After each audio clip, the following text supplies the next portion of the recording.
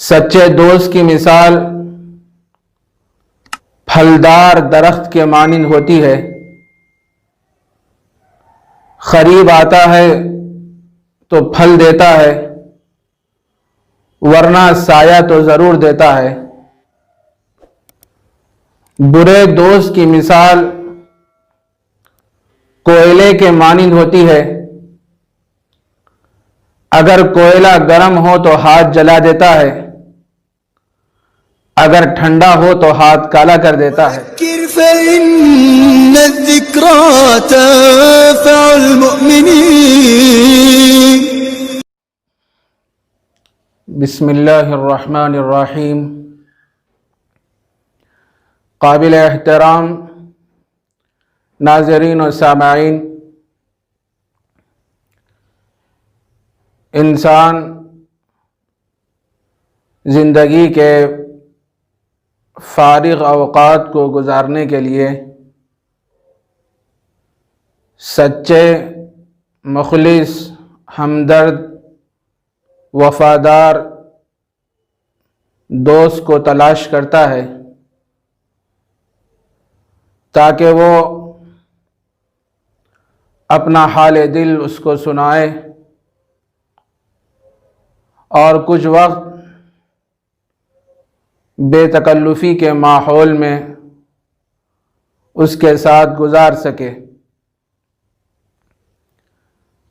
سچے دوست کی مثال پھلدار درخت کے مانند ہوتی ہے۔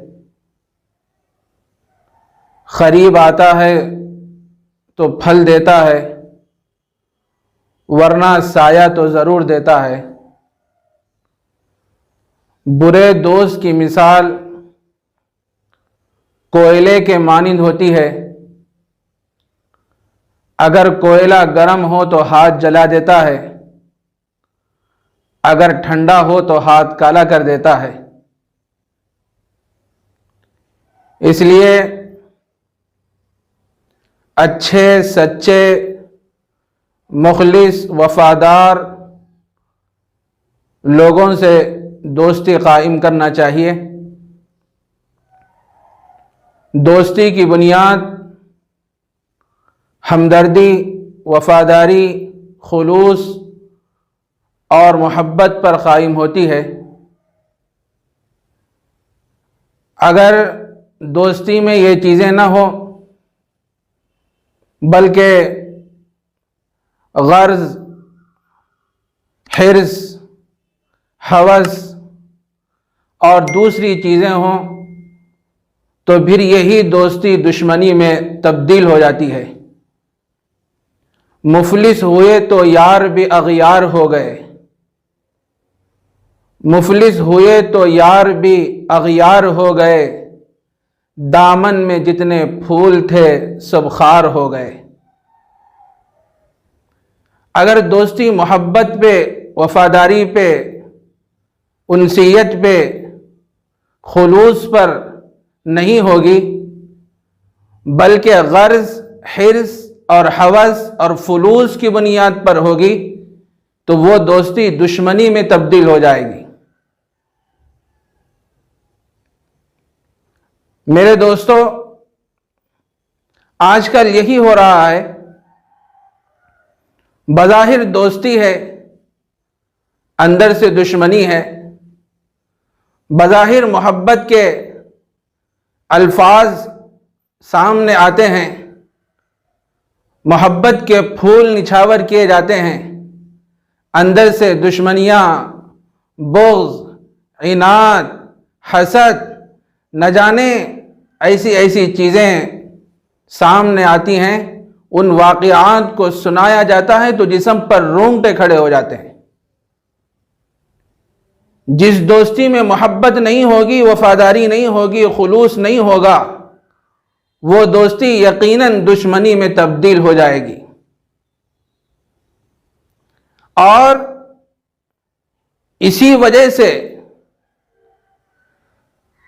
دشمنیاں، عداوتیں، بغض، عناد آپس میں اتنا بڑھتا جا رہا ہے اور اتنی دوریاں ایک دوسرے سے ہوتی جا رہی ہیں اس کی وجہ سے آج اتنا نقصان پہنچ رہا ہے ایک سے دوسرے کو، اتنا نقصان کسی اور سے نہیں پہنچ رہا ہے۔ اب درندوں سے نہ حیوانوں سے ڈر لگتا ہے، اب درندوں سے نہ حیوانوں سے ڈر لگتا ہے، کیا زمانہ ہے کہ انسانوں کو انسانوں سے ڈر لگتا ہے۔ سامنے آتے ہیں تو بظاہر محبت کے پھول نچھاور کرتے ہیں، محبتوں کا اظہار کرتے ہیں، محبتوں کے گلدستے پیش کرتے ہیں، لیکن اندر سے عداوتیں، دشمنیاں، بغض، عناد بھرا ہوا ہوتا ہے۔ کوئی ضروری نہیں ہے جو ہم سے قریب ہو تو وہ دل سے بھی قریب ہو، وہ ہمارا خیر خواہ ہو۔ جو ہم سے دور کوئی ضروری نہیں ہے کہ وہ ہمارے دل سے بھی دور ہو سکتا ہے وہ ہمارے دل کے اندر ہو اور خیر خواہ ہو۔ میرے دوستو، نیک اور سچے لوگوں کی صحبت اختیار کرنے کا حکم دیا گیا ہے۔ آدمی جب اچھے اور سچے لوگوں کے ساتھ رہے گا، اس کے اثرات اس کے اندر منتقل ہوں گے۔ اسی لیے قرآن مجید میں اللہ تعالیٰ نے ارشاد فرمایا، یا ایھا الذین آمنوا اتقوا اللہ وکونوا مع الصادقین، اے ایمان والو اللہ سے ڈرو اور سچوں کے ساتھ ہو جاؤ۔ صحبت صالح ترا صالح کند، صحبت طالح ترا طالح کند۔ اچھوں کی صحبت انسان کو اچھا بنا دیتی ہے اور بروں کی صحبت انسان کو برا بنا دیتی ہے۔ حضرت علقمہ عطار رحمت اللہ علیہ کے انتقال کا وقت جب آیا تو انہوں نے اپنے بیٹے کو نصیحت فرمائی، بیٹا ایسے لوگوں سے دوستی قائم کرنا جس میں یہ صفات موجود ہوں، تو تم ایسے لوگوں سے دوستی قائم کرنا۔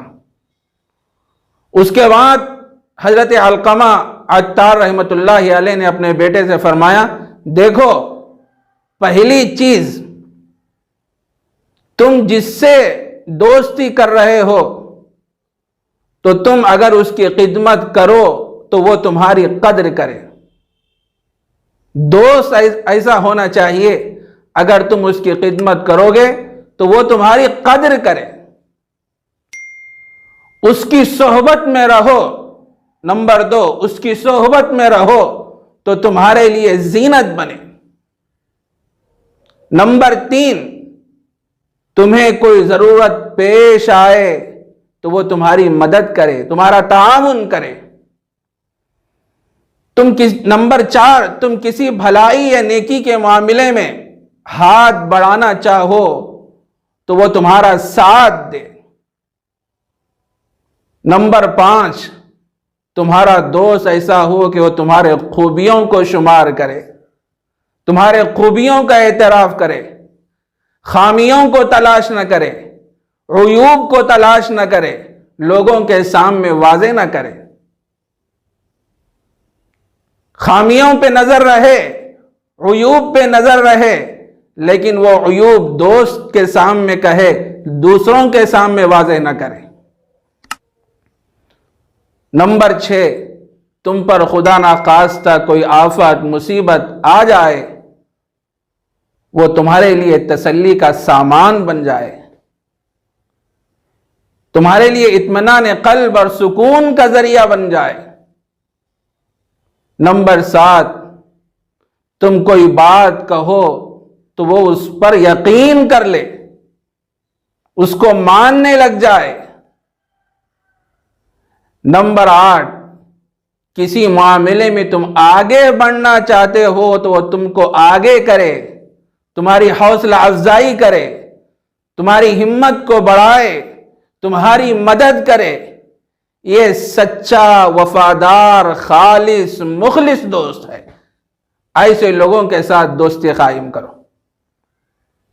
میرے عزیز دوستو، حضور اکرم صلی اللہ علیہ وسلم نے ارشاد فرمایا، آخری زمانے میں لوگوں کا یہ حال ہوگا کہ وہ علانیہ طور پر، ظاہری طور پر تو دوستی کریں گے، لیکن خفیہ طور پر اور اندرونی اعتبار سے دشمنی کریں گے۔